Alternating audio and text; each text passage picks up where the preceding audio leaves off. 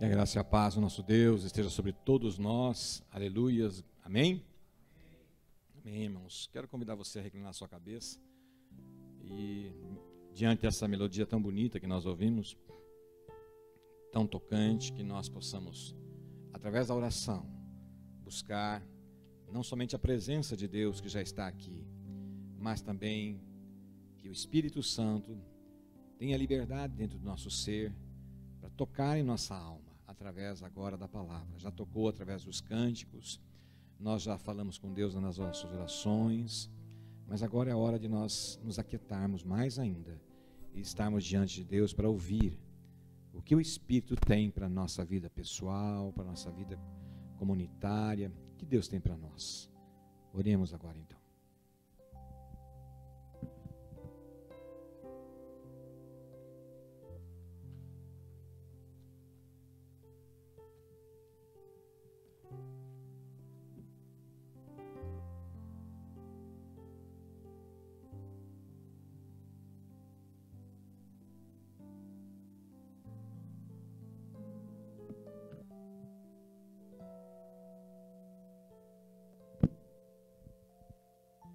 Querido Deus, nós estamos na Tua presença, pela Tua graça, pelo Teu favor maravilhoso, que nos concede esse grande privilégio de podermos falar com o Senhor, através das orações, como acabamos de ouvir e ver essa melodia.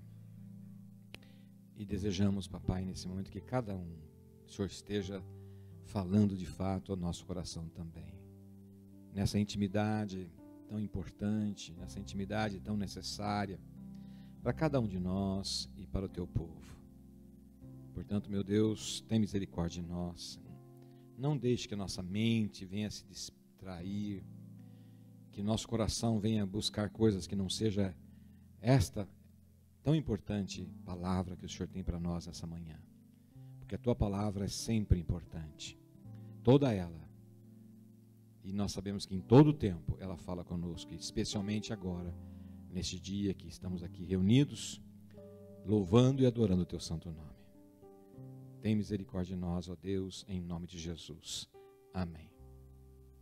Queridos irmãos, nós estamos encerrando hoje, este mês de outubro, que nós reservamos para que pudéssemos, à luz da palavra de Deus, ouvir a voz do Espírito, através da reforma, dos reformadores. Nós já vimos aqui nos domingos anteriores que os reformadores, em dado momento da história da igreja, da história da humanidade, se levantaram, homens piedosos, homens tementes a Deus, pessoas que estavam de fato incomodadas com a situação que a vida cristã daquele tempo estava vivendo, que eles estavam vivenciando. E aí, iluminados pelo Espírito Santo, entram num movimento espetacular, maravilhoso, cheio de Deus mesmo, para que a igreja do Senhor Jesus Cristo retornasse à santa palavra do Senhor. E eles então, de forma resumida aqui, trazem 5 pontos maravilhosos, que é somente Jesus, somente Cristo. Evidenciam isso de maneira muito forte, somente Cristo, somente a palavra, somente a Escritura, somente a graça de Deus, somente a fé e somente glórias a Deus. E hoje, encerrando então, nós vamos estar meditando na palavra do Senhor sobre somente a glória de Deus, somente dar glória a Deus. A palavra glória a Deus hoje em dia é bastante usada, né? Costumamos ouvir muito glória a Deus. Eu gosto muito de dar glória a Deus. Sempre é uma palavra que eu quero estar sempre pronunciando, glória a Deus.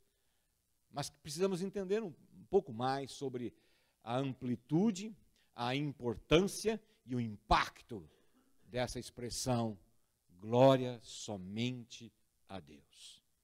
Por que falamos isso? Por que pensamos isso? Por que entendemos isso? Por que nos expressamos desta forma? O que é glória a Deus? Em 2 Crônicas, Lucas, lá para nós, 2 Crônicas 7, de 1 a 3, põe lá para a gente, Lucas. 2 Crônicas 7, de 1 a 3. Se você tiver a sua Bíblia aí, pode abrir.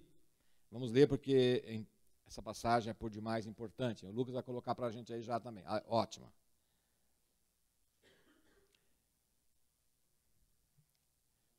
Diz lá: quando Salomão acabou de orar, desceu fogo do céu e consumiu o holocausto e os sacrifícios, e a glória do Senhor encheu o templo. Os sacerdotes não podiam entrar na casa do Senhor, porque a glória do Senhor tinha enchido a casa do Senhor. Todos os filhos de Israel, vendo descer o fogo e a glória do Senhor sobre o templo, se inclinaram com o rosto em terra sobre o pavimento, adoraram e louvaram o Senhor, porque Ele é bom, porque a sua misericórdia dura para sempre. Aleluias, glória a Deus. Até aí, obrigado, querido. Amados, nós temos algumas questões bastante interessantes aqui nessa passagem que ocorreu quando Salomão estava inaugurando o templo. E ele orou consagrando o templo ao Senhor. Ele orou consagrando o povo ao Senhor.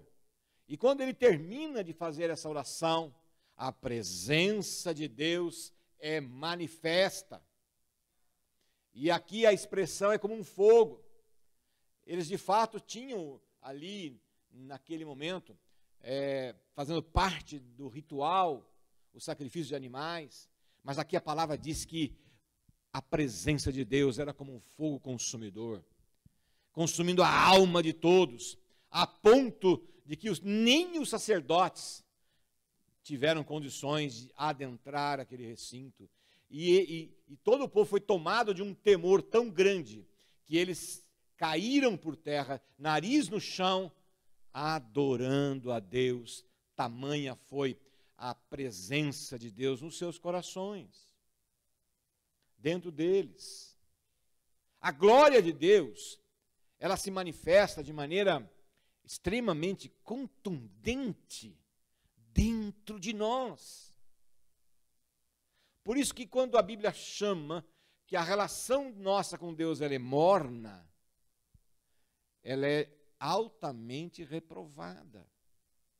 A nossa relação com Deus tem que ser uma relação aonde de fato nós ficamos constrangidos. Nós ficamos tomados de um temor e até mesmo de um sentimento de medo. Que não é esse medo apavorante, mas é um medo de respeito. A presença de Deus, ela é tocante. E foi assim nesse momento. E os reformadores, então, trazem essa questão, o que é a glória de Deus? Eles foram orar, eles foram buscar o que é a glória de Deus. E essa passagem é uma passagem inspiradora para a gente entender a glória de Deus. Amados irmãos, a glória de Deus é a santidade de Deus colocada em exposição a nosso favor. E não há como essa santidade se manifestar sem que nós sejamos tocados. É por isso que eles viveram o que viveram naquela hora. Quando Moisés, no Monte Sião, tem esse relacionamento com Deus nesta dimensão, quando ele desce a montanha, o rosto dele estava brilhando com uma luz tão intensa que as pessoas todas, o povo todo, não conseguia ver. E ele foi obrigado a colocar um véu sobre o rosto para se comunicar com o povo. A glória de Deus, a santidade de Deus é algo que nós, pecadores, não conseguimos conviver de maneira física. Por isso que quando nós recebemos a glória de Deus dentro de nós, ou a igreja recebe a glória de Deus, a comoção, o temor, é algo absolutamente real. Por isso que quando nós estamos na presença de Deus e estamos indiferentes, é muito, muito preocupante. Se nós entrarmos por aquela porta, entrarmos frio e sairmos frio, é muito preocupante. Muitos querem atribuir ao louvor, porque o louvor não me tocou hoje. Muitos querem atribuir ao pastor, porque o pastor não me tocou hoje. Muitos querem atribuir à oração, a oração do irmão hoje não foi aquela oração que me tocou. Meus irmãos, não tem nada a ver com isso. Porque quando nós estamos na presença de Deus, nós convivemos uns com os outros, sim. Mas a presença de Deus é manifesta dentro da gente. Dentro da gente. E é por isso que nós temos que estar atento a essa questão. E os reformadores entenderam isso pelo período, pela maneira que eles estavam vivendo. Quando a santidade de Deus enche a terra, nós chamamos de glória de Deus. Glória de Deus. E o que é dar glória a Deus? O que é dar glória a Deus? Bom, já entendemos que a presença de Deus manifesta no nosso coração é a glória. Mas o que é dar glória a Deus?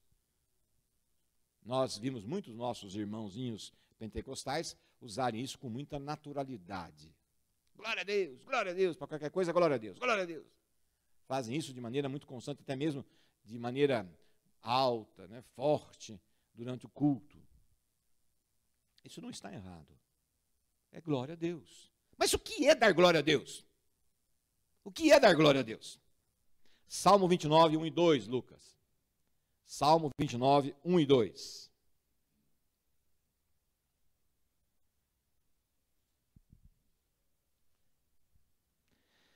Diz assim. Vamos esperar ali um pouquinho. Deem ao Senhor, ó Filho de Deus, deem ao Senhor glória e força. Deem ao Senhor a glória devida ao seu nome. Adorem o Senhor na beleza da sua santidade. Eu tenho uma outra tradução aqui, que eu vou ficar com outra tradução, Lucas, obrigado. Diz assim, tributai ao Senhor, Filho de Deus. Tributai ao Senhor glória e força. Tributai ao Senhor a glória devida ao seu nome. Adorai o Senhor na beleza da sua santidade. Percebam que nós repetimos aqui 3 vezes a palavra tributai. É que é a mesma que dai. Tributai. Só que a palavra tributar aqui, ela vem mais consistente, porque além de dar, implica num processo de responsabilidade. Tributar nos lembra tributo, imposto, que é uma obrigação, é uma contribuição, mas é uma contribuição que nós somos obrigados e que faz bem no contexto de retorno. Nós não damos a finalidade de tributarmos, dar impostos, é para que volte para nós, em benefícios. Se o governo não devolve, isso é uma outra questão. Mas a essência do tributo é essa. Nós contribuímos para que isso gere benefícios para nós. Gere benefícios. Então, quando nós lemos aqui, tributai ao Senhor, Filho de Deus, tributai ao Senhor glória e força. Tributai ao Senhor a glória devida ao seu nome. Adorai o Senhor na beleza da sua santidade. O que é dar glória a Deus? É cultuá-lo, é adorá-lo. Tributar ao Senhor é honra, prioridade, importância. Quando nós estamos dando glória a Deus, nós estamos dando a Ele a honra, dando a Ele o nosso entendimento de que tudo vem para nós é pelo poder dEle. Nós estamos dando a Ele a prioridade na nossa vida. Isto é glória a Deus. Nós, pregadores e integrantes do louvor, temos que estar sempre cuidando para que nós não tenhamos a vanglória, que é exatamente o contrário. É buscar para nós a glória. E esta vanglória é exatamente o que o termo está dizendo, vã. É uma glória vã. Às vezes nós estamos à porta e a pessoa chega para mim e fala assim, pastor, tocou no meu coração a tua palavra. E, geralmente a minha resposta é, glória a Deus. Glória a Deus. Oh, irmão, o teu cântico hoje tocou lá dentro do meu coração. O ministro de louvor ou a pessoa que está no louvor tem que dizer, glória a Deus. Porque nós fizemos isso, estamos fazendo isso para o Senhor. Não é para nós.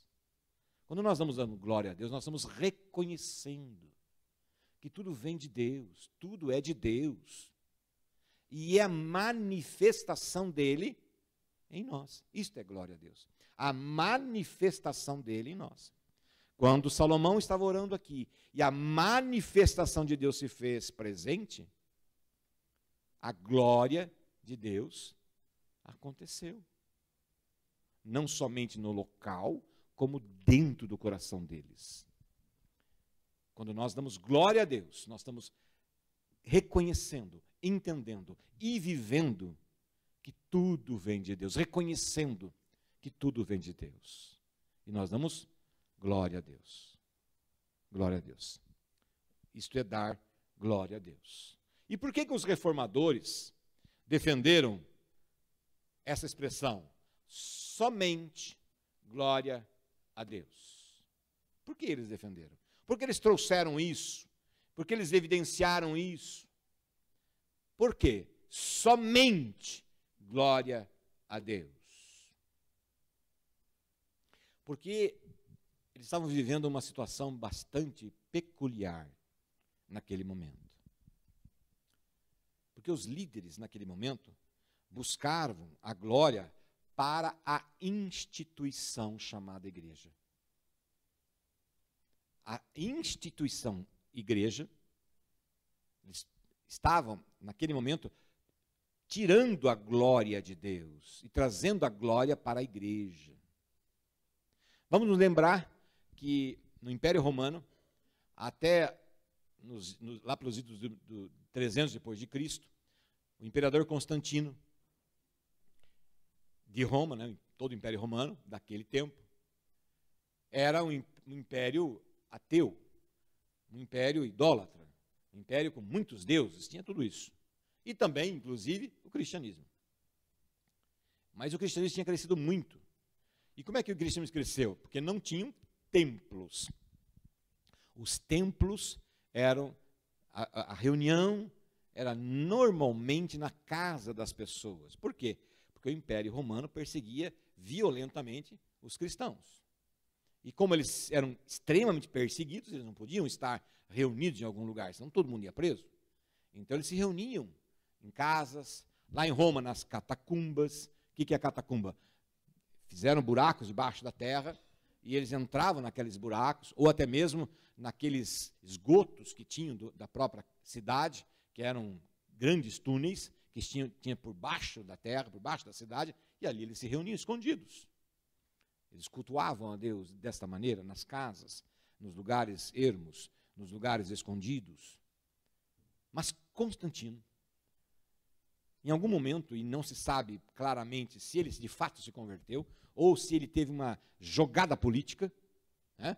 Como eu vi ontem no debate, não sei se todo mundo viu, mas teve um momento que um dos, né, disse, Deus, perdoa porque eles não sabem o que fazem. Se colocou até no lugar de Jesus, né? Foi um negócio impressionante. Né? Foi um negócio impressionante. Né? Foi assim, impressionante, mas até mesmo um pouco revoltante. Né? Mas eles tinham esse tempo que eram muito perseguidos. Muito perseguidos. E por conta disso, a igreja, por Constantino, que veio e implantou o cristianismo de uma maneira decretada, ele decretou Ontem era um império ateu ou idólatra. E hoje amanhece cristão. Claro que não foi bem assim, mas foi assim. Ele começou a aderir aos símbolos dos cristãos com a sua cruz. O seu exército ia para as guerras com a cruz lá em cima. E ele começou a perceber que os soldados estavam lutando de maneira muito mais guerrida. Os adversários ficavam mais temerosos. E ele começou a perceber que, de fato, essa cruz fazia diferença. E aí, a partir daí, então, o império se tornou cristão. Mas da noite para o dia tem que organizar essa religião. E as autoridades da igreja não vieram do povo, foi imposta. E ele começou a determinar quem seriam os bispos, quem seriam os líderes dessa nova religião do império. Não precisa dizer que um líder imposto de cunho religioso, que não tinha se conversão no coração, não tinha Jesus como seu Senhor e Salvador, imagina a confusão que não gerou. E a primeira grande coisa que fizeram foi construir grandes templos, magníficos templos. E a igreja foi tomando um corpo pela obrigatoriedade, uma grande importância no sentido mesmo de influenciar reis, influenciar impérios, e o Papa, que começou a ser o grande líder das nações, começou a ter uma influência extremamente forte, gerando um poder econômico, um poder de latifúndios. A igreja começou a ter grandes áreas de terra, feudos pelos países, pelos impérios, e uma grande condição de organização. E não precisa dizer que a igreja passou a dominar. Passou a dominar. E passou a dominar, inclusive, politicamente. E aí, perdeu-se aquela essência. E chegou-se até a época dos reformadores, com desvios enormes, onde a primeira coisa era esta: a igreja era a autoridade máxima. A igreja era aquilo que governava de fato as nações e até mesmo os reis. E não mais era uma igreja que difundia, divulgava o evangelho. Era uma grande organização política, social e religiosa. A primeira coisa que eles se insurgiram foi com isso. A segunda coisa foi com a veneração, a adoração aos santos padroeiros. Nós temos aqui no Brasil várias cidades que têm o seu padroeiro, tem a sua padroeira. E o que é padroeiro? É a autoridade espiritual que cuida, que protege. Aquela região ou aquela cidade está debaixo desta ou deste padroeiro. No Brasil nós temos muitas cidades com o seu padroeiro, a sua padroeira, que vem da palavra padre, pai. E isso começou naquela época a ter uma força muito grande na cultura religiosa das pessoas. A adoração a Maria, corredentora. E Maria, ela eclodiu do povo. Ela não foi de cima para baixo, foi de baixo para cima. Porque a grande deusa da época do império era Diana. E era, de todas as religiões do império, o culto a Diana era a que mais tinha crentes, né? Seguidores. E era muito forte. Diana era a padroeira do exército romano. Os soldados tinham em Diana a sua padroeira. Então era muito expressivo o poder de Diana. E da noite para o dia, tiraram Diana do púlpito. Tiraram Diana. E o povo ficou carente de uma deusa. E aí, por algum motivo, em algum jeito, em algum lugar, apareceu Maria, mãe de Jesus. E aí o povo aderiu de forma muito forte e veio do povo para cima, e o clero acabou aceitando Maria como uma autoridade, a ponto de ser mãe de Deus, a ponto de ser corredentora. E até pouco tempo atrás, ainda o papado estava tentando colocar Maria como corredentora. Mas por algum motivo aí não passou. Então ela é aceita como corredentora, mas não é ainda de forma litúrgica. Mas está no coração do povo. Pede para Maria que o pai aceita. Vai até Maria, que a Maria leva a tua mensagem para Deus e está tudo bem. Nós sabemos que tem uma força muito grande ainda hoje. Eles se insurgiram contra isso. Os reformadores se insurgiram contra isso. Fé em relíquias. O que é relíquias? Pedaço da cruz, pedacinho do manto de Jesus. Como é que chama aquele manto de Jesus que cobriu o corpo de Jesus? Lá, o santo sudário, né? O santo sudário, relíquia. Que tem até hoje lá em Roma, não sabe se é verdadeiro ou não, mas o fato é que está lá até hoje em Roma. Então, dava para construir, na época da Idade Média, umas 1000 cruzes de Jesus, com os pedacinhos que tinha como relíquia, que colocavam na corrente, era o pedacinho da cruz, era o pedacinho do osso de Jesus, sei lá, eles inventavam tanta coisa com a relíquia, e essa relíquia passava a ser alvo de adoração, de veneração. Devoção aos papas. Os papas, eles entraram num processo de canonização tão forte que eles eram realmente, e até hoje, né? O Papa é um homem infalível. A infalibilidade papal é até hoje. Então isso tudo fez com que os reformadores se insurgissem. E depois os distúrbios da venda, que nós falamos aqui muitas vezes, né? Da venda da fé, da venda da salvação por dinheiro, para que eram as indulgências. Mas isso é o que os reformadores fizeram. O que eles fizeram? Voltaram para as Escrituras. Voltaram para só salvação pela graça. Voltaram só fé em Cristo. Só Cristo é o nosso Senhor. Só a graça de Deus é que traz a salvação. Só a graça. Por quê? Porque eles faziam, até hoje ainda fazem, sobe as escadas de joelho. Faz aquelas procissão imensa para ser salvo, para agradar a Deus e para conseguir a salvação. Ou fazem-se muitos sacrifícios, ou faz-se muita benevolência para conquistar a salvação. Então eles disseram, só a graça. Lutero lutou muito com isso. Diz a história que Lutero se chicoteava, porque ele não conseguia entender como é que podia ser salvo pela lei, pela igreja, quando ele era um homem pecador. E ele se chicoteava, arrancava sangue dele, para que pudesse, através do sacrifício, ele ter a paz da salvação. Até o dia que ele foi dar aula aos seus alunos, que ele era professor, no seminário, sobre Romanos, somente a graça. E aí iniciou todo o processo com ele, porque ele entendeu que era só a graça. Então, isso é o que eles fizeram, glória a Deus, porque nós temos hoje. E a igreja presbiteriana, meus irmãos, a igreja presbiteriana é uma das igrejas baluartes, defensoras desses valores, desses princípios dos reformadores. Mas nós temos um lema dentro da igreja presbiteriana, que diz assim, uma vez igreja reformada, sempre se reformando.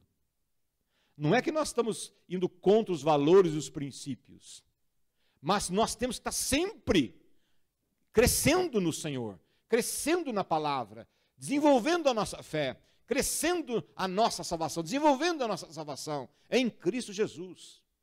Então nós somos a igreja que defende com toda a força a igreja reformada, os princípios reformadores, porque nós acreditamos plena e completamente neles. Nós continuamos assim. Mas a nossa atualidade não vive muito isso, não. A cristandade hoje, a Igreja Católica ainda continua com muitos dos seus usos e costumes da época, mas muitos dos evangélicos hoje não mais vivem a fé reformada. Não mais vivem esses valores, esses princípios da fé reformada. Somente Cristo, somente a fé, somente a graça, somente a palavra, somente glória a Deus. Qual desses, ou quais desses nós podemos tirar da nossa vida? Quais desses nós podemos substituir? Mas a cristandade atual parece estar voltando no tempo. Os evangélicos parecem estar voltando no tempo. Querem ver? Naquele tempo, os papas eram os grandes homens da igreja. Hoje, quantas igrejas você conhece que é a igreja do fulano de tal? A igreja é do Beltrano. Não é a igreja de Cristo? Não é o corpo de Cristo? Por que a igreja do fulano e a igreja do Beltrano? A nossa igreja, louvado seja o Senhor, não tem igreja do Beltrano ou igreja do fulano. Nós somos uma igreja presbiteriana do Brasil reformada. Às vezes a nossa igreja não é uma igreja de muitas pessoas. Sabe por quê? Porque nós não lidamos com o misticismo das pessoas. Água do Rio Jordão, sal grosso lá do Mar Morto, relíquias atuais, tais como copo de água sobre a geladeira, sobre a televisão, sobre o móvel, objetos que curam, relíquias atuais, que tiram o foco de Jesus. Podem até colocar que esta água está ungida, e esta água, ao você bebê-la ou jogar sobre a sua cabeça, você será curado. Relíquias dos tempos atuais. E a crença e a fé hoje está muito mais voltada para o misticismo, para as emoções, do que para a palavra. A palavra é a regra de vida e prática da nossa vida. A regra de vida e prática insubstituível. Hoje a fé cristã está baseada muito mais em previsões, muito em futurologia, muito em profecias, e não na palavra. Tudo aquilo que nos desvia da santa palavra de Deus não pode ser aceita com naturalidade. Porque quando sai da palavra, nós corremos o seríssimo risco de ser enganados, ludibriados e entrar em ventos de doutrina, que não é a doutrina do Senhor. O que a Bíblia nos ensina, meu irmão? O que a nossa igreja ensina? Lá no nosso breve catecismo de Westminster. Qual é a primeira pergunta do breve catecismo? Primeira pergunta. Quem lembra? O seminarista não pode falar. Não pode falar. Qual é o fim principal do homem? Qual é a razão de viver do homem?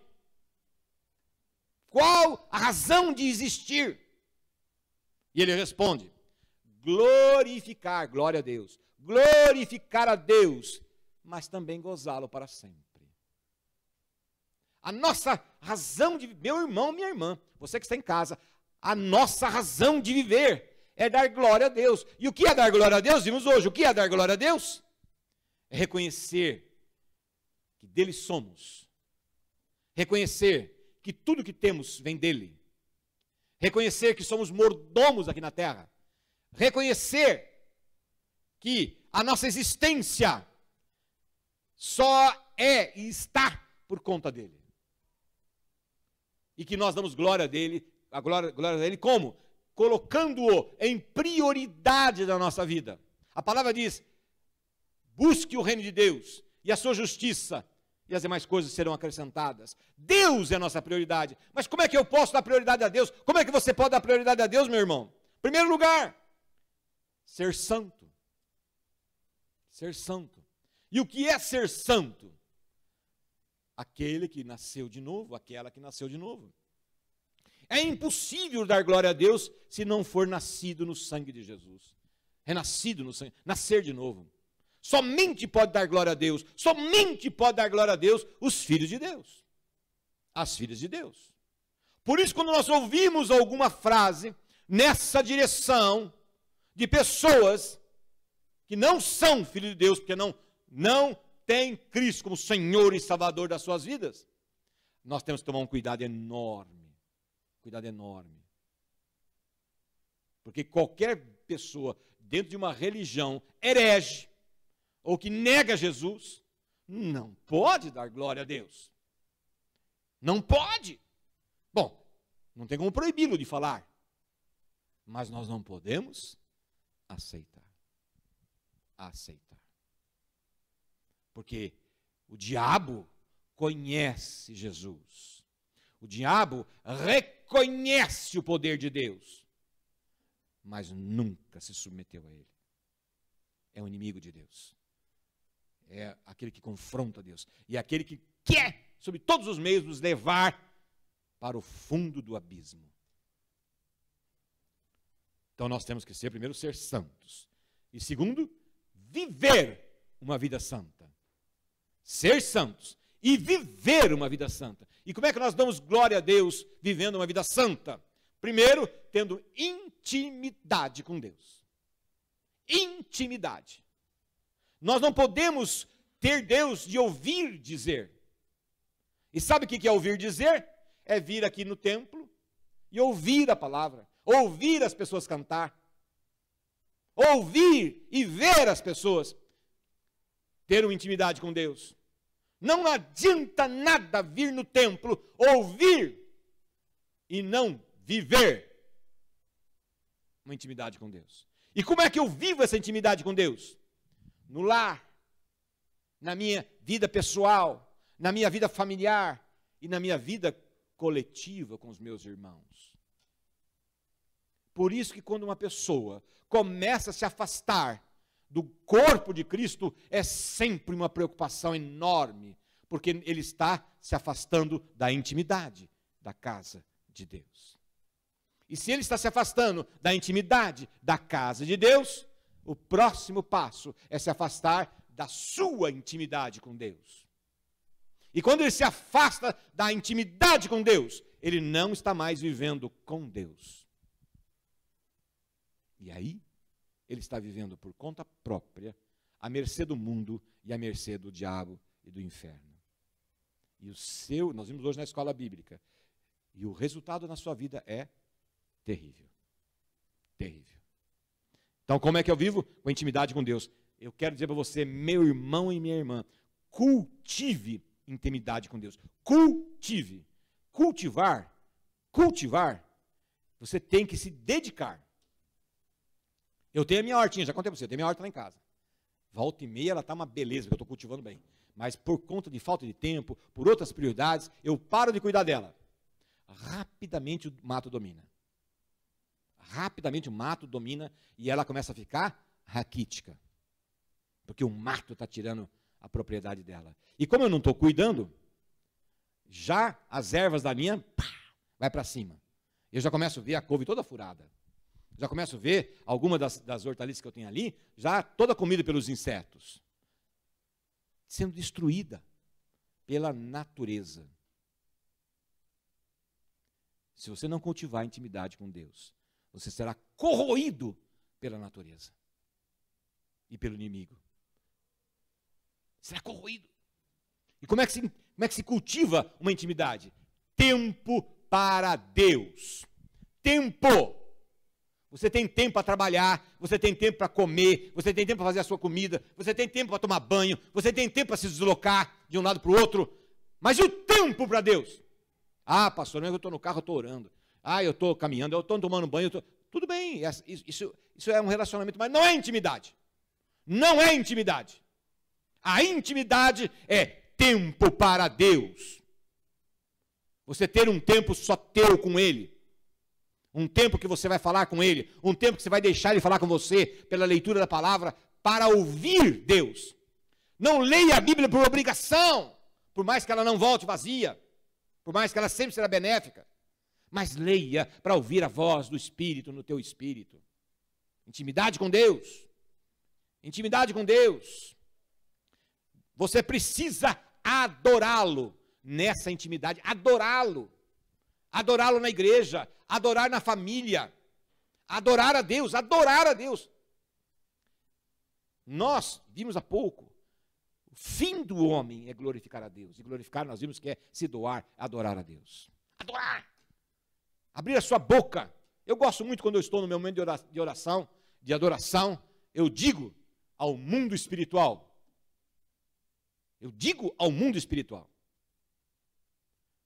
Vocês que estão me ouvindo e vendo do mundo espiritual, eu estou declarando que só há um Deus na minha vida. E esse Deus chama-se Jesus Cristo. Yahvé. Só há um Deus. E eu declaro aqui que Ele é o meu Deus. Foi, é e o será para todo sempre. Não tenho outro Deus. Estou dizendo para vocês, não tenho outro Deus além do meu Senhor Jesus Cristo. O meu Deus Yahvé. Por quê? Porque eles estão ao nosso redor e ao nosso derredor. Ou seja, convivendo comigo. Então eu digo para eles. Nunca existiu um Deus como o nosso Deus. Não há Deus maior que o nosso Deus. Porque isto é adoração. Eu adoro de joelhos. Adoro colocando a minha vida diante de Deus. Para encerrar, nós temos que dar testemunho e servir a Deus na nossa existência com outras pessoas. Porque Jesus foi o nosso maior exemplo. Jesus foi o nosso maior exemplo. Jesus, em tudo que ele fez, ele deu glória ao Pai. Tudo ele deu glória ao Pai. Tudo que ele fazia, tudo que ele ensinava, ele dava glória ao Pai. E quando Tomé perguntou para ele, mostra-nos o Pai, ele falou, você está me vendo, quem me vê a mim vê o Pai. Porque tudo que ele fazia, ele dava glória ao Pai. E ele ensinava as pessoas, e nos ensina hoje pela palavra, e por seu cumprimento, na prática. Ele viveu na prática isso. Então, como é que nós damos glória a Deus? Quando nós vivemos na prática, a palavra de Deus. Aonde? Em todo lugar e em todo tempo. Em todo lugar e em todo tempo. Estude, irmão, sobre a glória de Deus. Estude sobre a glória de Deus. Aprenda sobre a glória de Deus e viva para a glória de Deus. E vocês serão extremamente cheios do Espírito Santo. Vamos ficar em pé e vamos orar?